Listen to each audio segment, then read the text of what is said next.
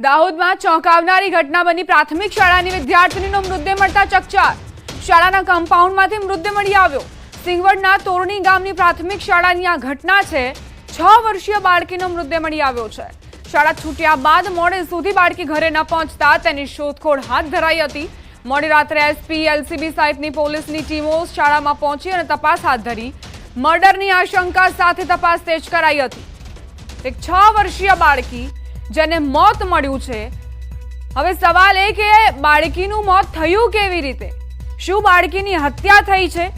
અને એ પણ શાળામાંથી 6 વર્ષીય બાળકી પરત ન ફરતા પરિવારજનોએ શોધખોળ ચલાવી પોલીસને જાણ કરી ત્યારે આ વિગત સામે આવી છે।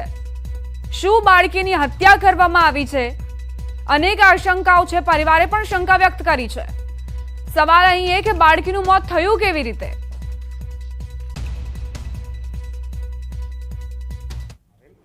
માસી તોયની પ્રાથમિક શાળામાં ધોરણ 1 માં અભ્યાસ કરતી વિદ્યાર્થીની શાળા સામે છૂટ્યા બાદ ઘરે પરત ન ફરતા વાલી વારસ દ્વારા તપાસ હાથ કરવામાં આવેલ।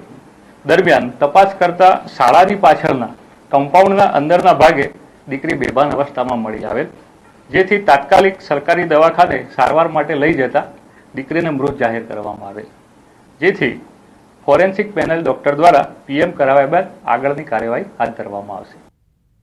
સમાચાર રાજકોટથી પ્રાપ્ત થઈ રહ્યા છે। વધુ એક નકલી સ્કૂલ ધમધમતી હોવાની આશંકા। છેલ્લા 10 વર્ષથી નકલી સ્કૂલની આશંકા। મધુવન સ્કૂલ મંજૂરી વિના ચાલતી હોવાની ફરિયાદ।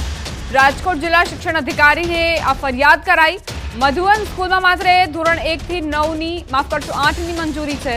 ધોરણ 9 અને 10ના વર્ગો મંજૂરી વગર ચાલી રહ્યા છે। મધુવન શાળામાં ધોરણ 10 પાસ કર્યા બાદ અન્ય ગ્રાન્ટેડ સ્કૂલના એલસી આપવામાં આવતા હોવાની ફરિયાદ ઉઠી છે। ફરિયાદ મળતા શિક્ષણ અધિકારીએ તપાસના આદેશ આપ્યા।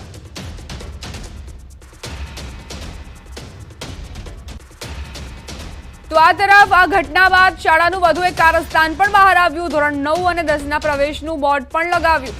બોર્ડ અંગે સ્કૂલ સંચાલકનો હાસ્યાસ્પદ જવાબ। અમારું સારું દેખાય એટલે બોર્ડ લગાવ્યું છે તેવું કહેવું છે સંચાલકનું।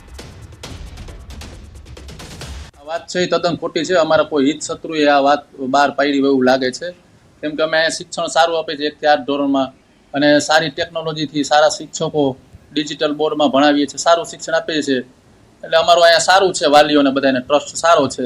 તો કદાચ કોઈ અમારા હિત શત્રુ એવા ઊભા થયા હોય અને એ લોકોએ અમારી નિવેદન કઈ અરજી કરેલી છે ડીઓમાં।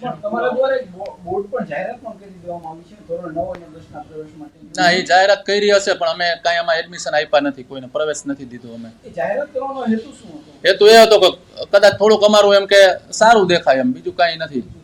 મંજૂરી મળી જાય તો અમે આગળ ભણાવી શકીએ એમ।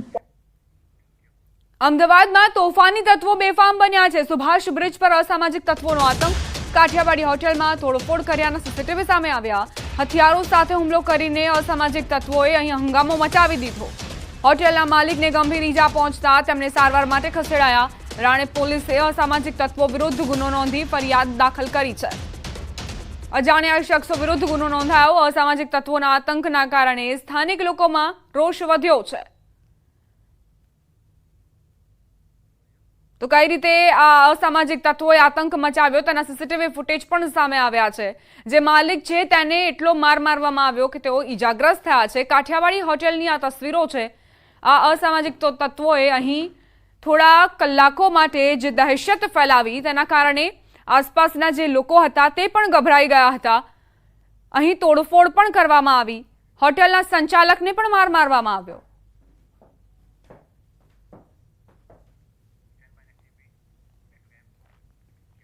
આ તરફ અમદાવાદમાં તોફાની તત્વો બેફામ બન્યા છે। અલગ અલગ વિસ્તારોમાંથી તોડફોડ અને મારામારીની ઘટનાઓ સામે આવી। જાણે કે પોલીસનો કોઈ ડર જ ન હોય એમ અસામાજિક તત્વો મન ફાવે તેવું વર્તન કરી રહ્યા છે, તોફાન મચાવી રહ્યા છે। 3 દ્રશ્યો જુઓ જેમાં બેફામ બનેલા તોફાની તત્વોને કાયદાનો કોઈ ડર જ ન હોય એ રીતે મારામારી કરતા જોવા મળ્યા। સુભાષ બ્રિજ, ઢાલગરવાડ અને બાપુનગરની આ અલગ અલગ તસવીરો।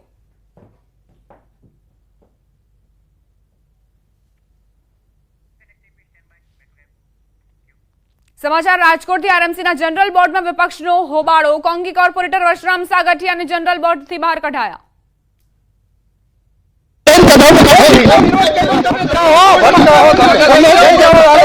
જનરલ બોર્ડની અંદર અત્યારે જનરલ બોર્ડની અંદર પતાકા લહેરાવીને વિરોધ કરવામાં આવ્યો છે. શાંતિથી વાત કરો છો, ક્યાં નથી જવાના? ત્યારે અત્યારે આપણે જોઈ રહ્યા છીએ કે કઈ રીતે ધરપકડો થઈ રહી છે, કઈ રીતે ડિટેન થઈ રહ્યા છે. અમારી માંગ એ છે કે રોજ 40-50 ગાયના મૃત્યુ થાય છે રાજકોટ મહાનગરપાલિકાના દોઢ ડબ્બાની અંદર. તો ગાયને સારી રીતે સાચવવી જોઈએ. નો છોડાવતા હોય તો એને પાંજરાપુરને તમે જે જીવદયાને સોંપી છે, આજે જીવદયા ટ્રસ્ટની અંદર રોજ 30-40 ગાયના મોત થાય છે. એ હત્યા ઘર છે કે જીવદયા ઘર છે જાણવા મળતું નથી. હાલો પ્લીઝ. રણજીતભાઈ,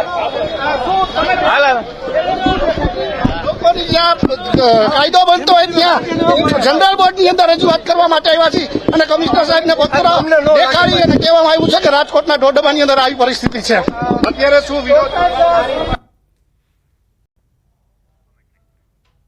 તો વશરામ સાગઠિયાને જનરલ બોર્ડની મીટિંગમાંથી બહાર કાઢવામાં આવ્યા. કોંગ્રેસે વિરોધ દર્શાવ્યો હતો અને બીપીએમસી એક્ટને લઈને વિરોધ દર્શાવ્યો. પુસ્તક લઈને આવ્યા, શાસકોને સમજાવવાનો પ્રયત્ન કર્યો કે આ પુસ્તકમાં કયા કયા નિયમો છે અને તે વસ્તુ કદાચ શાસક પક્ષને નહીં ગમી હોય અને તેમને બહાર કાઢવામાં આવ્યા.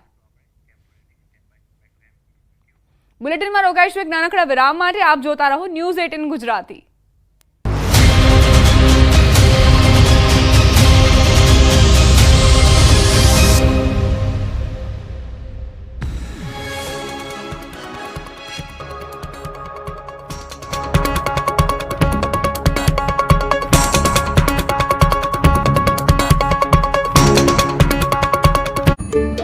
માધ્યમથી ગબ્બરે જ્યોતના દર્શન પણ કર્યા. ભોજન પંડાલમાં 5.19 લાખથી વધુ યાત્રાળુઓએ વિનામૂલ્યે ભોજનનો લાભ લીધો. ભાદરવી પૂનમના દિવસે યાત્રાધામ અંબાજીમાં અમદાવાદના માઈ ભક્તે ₹18.62 લાખનું 2 કિલો 50 ગ્રામ સોનું માં અંબાને ભેટ કર્યું હતું. જો કે તેમણે નામ ગુપ્ત રાખ્યું. ભાદરવી પૂનમના મેળા દરમિયાન છેલ્લા 25 વર્ષથી અમદાવાદના એક માઈ ભક્ત પૂનમના અચૂક માતાજીના દર્શને આવે છે અને મા અંબાના દર્શન કરી માના શ્રીચરણમાં સુવર્ણની ભેટ ધરી રહ્યા છે. બુધવારે પૂનમે તેમણે 18,62,000ની કિંમતના 250 ગ્રામ સોનાની ભેટ કરી ધન્યતાની લાગણી વ્યક્ત કરી, જેમણે ગત વર્ષે અડધો કિલો સોનું ભેટ કર્યું હતું. જોકે દાતાએ પોતાનું નામ ગુપ્ત રાખ્યું. તો અંબાજીમાં ભાદરવી પૂનમના મેળામાં અંતિમ દિવસે 234 ગ્રામ 970 મિલીગ્રામ સોનાની ભેટ મળી. ₹15,97,300 કિંમતનું સોનું આવ્યું દાનમાં. આ મેળાના અંતિમ દિવસે 34,59,802 રૂપિયાની સોનાની ભેટ મળી.